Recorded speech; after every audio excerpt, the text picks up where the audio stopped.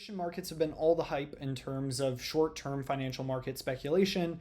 There's been a lot of adoption and a lot of discussion around Kalshi and Polymarket. And I've even been seeing more and more people try to use alternative data in prediction markets. So, how can they look at consumer search interest of different keywords, the popularity of different things on TikTok, maybe information on like the top charts of different songs to try to predict some of these prediction markets. And it's been really exciting to see prediction markets kind of just attracting this new generation of people who are all of a sudden interested in understanding how to gain an edge over other people in terms of information on these random types of events. And ultimately, in traditional financial markets, that's already what hundreds of thousands of people are doing every single day with trillions of dollars worth of capital. But I think prediction markets are a great new way, a new outlet of doing this for different types of outcomes and different types of events that traditionally couldn't be speculated on. What I want to talk about today is my opinions on what will cause prediction markets to become more widely adopted and less catalyst focused. So, what's happened in the past with prediction markets pre regulation and pre broad adoption is that prediction markets would typically only be popular during kind of one off catalyst events. So, maybe think of things like elections, or now we're even seeing this with like NFL or football, sporting events. There would be very specific situations where prediction markets would get popular, and they've kind of always struggled to maintain interest and liquidity and volume outside of those specific catalyst events. What I think is happening this time, or what's changing this time around, is there's been this shift where I think with a lot of this regulatory approval and progress on the regulatory side, prediction markets have been trying more and more so successfully to launch markets and create markets that can drive 24/7 volume year round. So they want to transform prediction markets from just like, hey, we're gambling on the presidential election, or we're gambling on like the NFL playoffs, to now being a financial market or financial speculation that happens 24/7 for tens of thousands of events that real financial firms can come into and make bets on and actually make money and careers out of it. I've even seen people now who want to launch like hedge funds that are trading in prediction markets, and I think it's really awesome to have all of this interest in this new type of market. And ultimately, if you want to be successful launching a market, you need to have all of these market participants. And right now, they're doing a good job at making people interested in becoming market participants. But I think the one thing that they're struggling with is what type of markets can they create that will be able to attract that consistent interest year round. And so I want to answer that question of what type of markets should they be focusing on, what type of information will be most valuable in prediction markets, and how will prediction markets be able to attract those hedge funds or financial firms that can drive like trillions of dollars worth of volume and interest into these platforms to make them become like a more established, legitimate marketplace with a high amount of volume and is not just associated maybe with like gambling or something like that. So in terms of what I think these markets need and my background, I work in alternative data. So I have a business called Ticker Trends, where essentially what we do is we track what consumers are doing online, and we use that information to predict how well companies are performing. So like what we're looking at is we're basically buying data or tracking data from all different places online to say, well, what's going to be the revenue of this public business, or how is this private business performing? And then different financial firms, different hedge funds, different institutions use that information to better understand how different businesses are performing, and gain an edge on the rest of the market. So what we do is very applicable, because essentially what our predictions are and what we're doing with our data is we're tracking and forecasting things that could be on a prediction market. There's no reason that the revenue for a public business shouldn't be on a prediction market, or the growth of a certain subsegment or brand of a business can't be on a prediction market.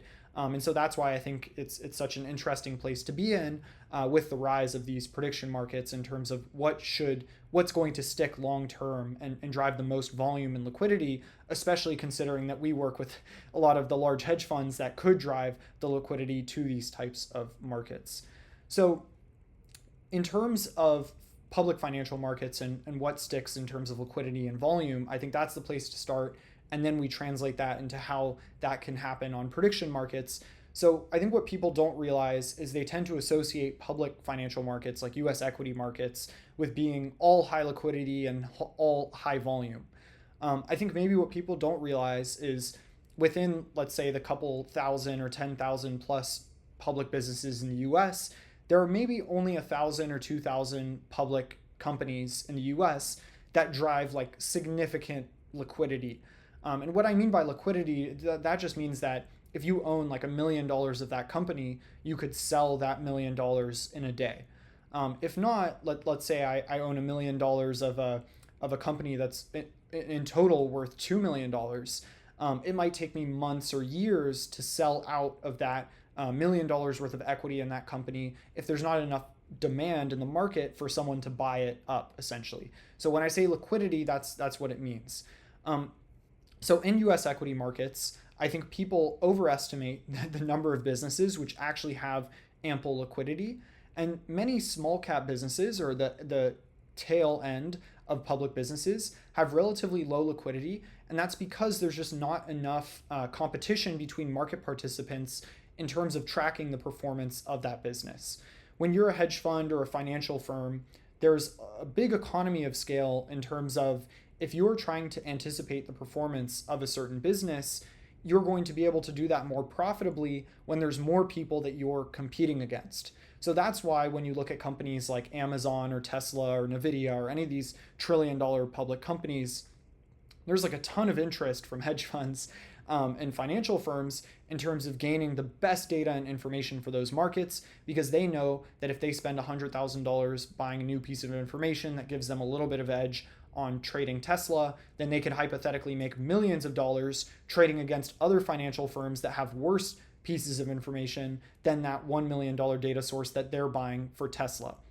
So that's why in financial markets, there's like this great economy of scale where the larger the business, the more competition there is, the more information there is, then the more that people can invest into building out infrastructure for those businesses. And that's why there tends to be this concentration at the top where most liquidity and effort is going towards those very, very large companies. And once you go towards the tail end of the stock market and you're looking at smaller companies, they're relatively illiquid and inefficient because it just doesn't make financial sense for a firm that can invest $100,000 into trading Tesla more profitably and making an extra $10 or $100 million a year versus looking at some small cap company that no one else is trading. Maybe they can make like $50,000 a year trading that small business, but the infrastructure would be just as expensive to set up in terms of buying data and information to understand how well that business is performing on the tail end of like a micro cap or small cap company. So how does this relate to prediction markets?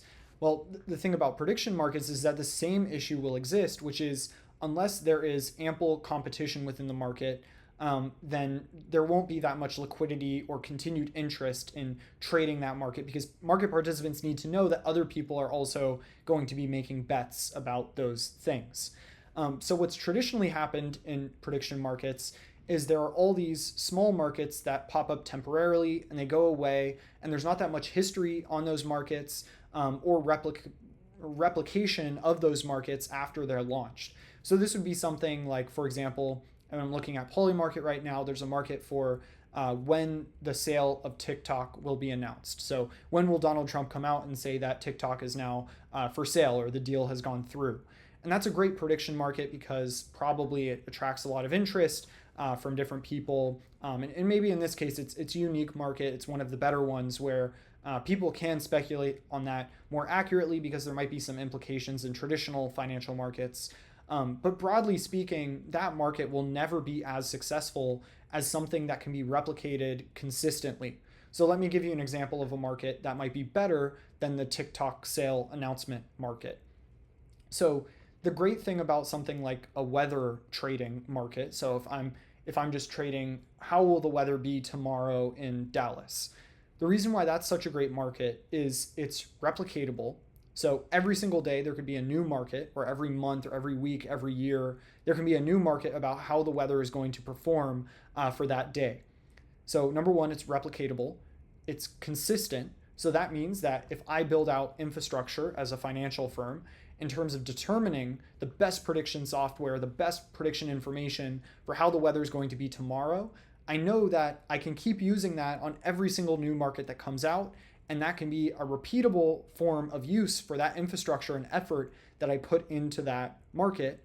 And then the other thing that's great about that market is there's readily available information and the ability to predict a deterministic outcome outside of some of these markets where there's not really any information available on it outside of maybe inside information. So, for example, I'm looking at a market where it's when will Gemini 3.0 be released?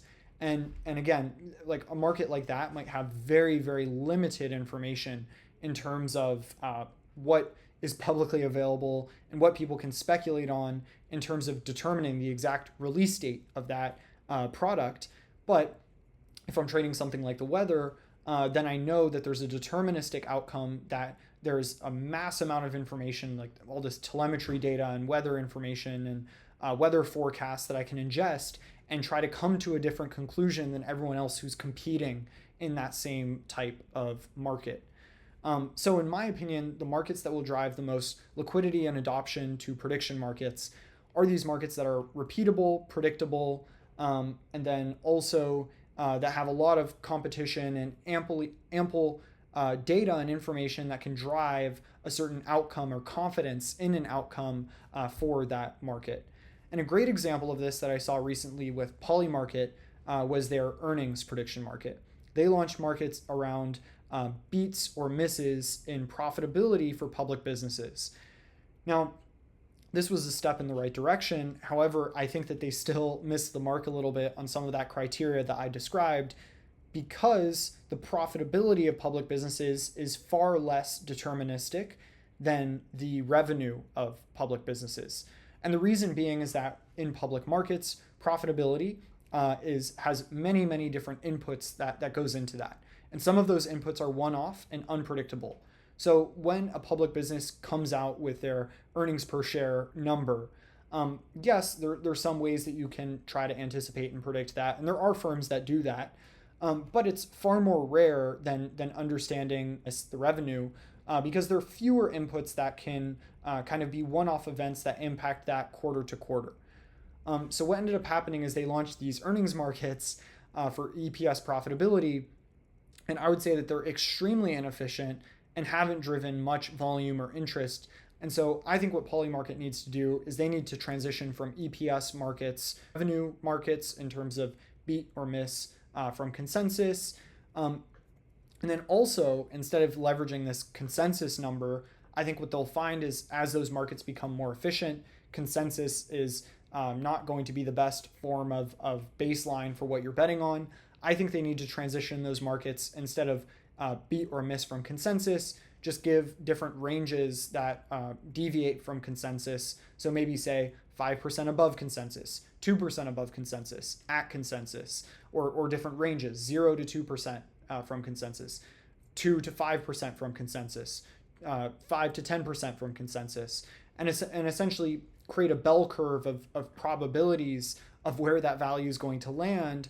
And that's going to be able to drive a lot of liquidity and interest into those markets, because people will have views and perspectives on how much the magnitude of where it's going to deviate. And then also not just for current quarter performance, but future quarter performance as well, where even if it's 1 or 2 quarters out, creating those markets now will be able to drive a lot of history for those firms to use when they try to predict the market closer to the report date, rather than just opening the markets like a couple weeks in advance from when the company is reporting earnings.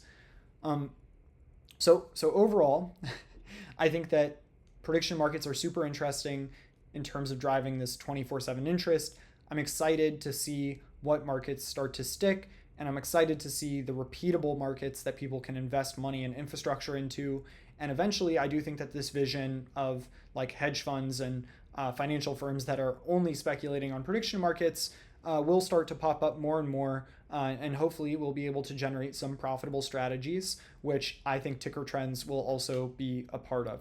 Anyways, thank you all so much for watching, and I'll see you in the next video.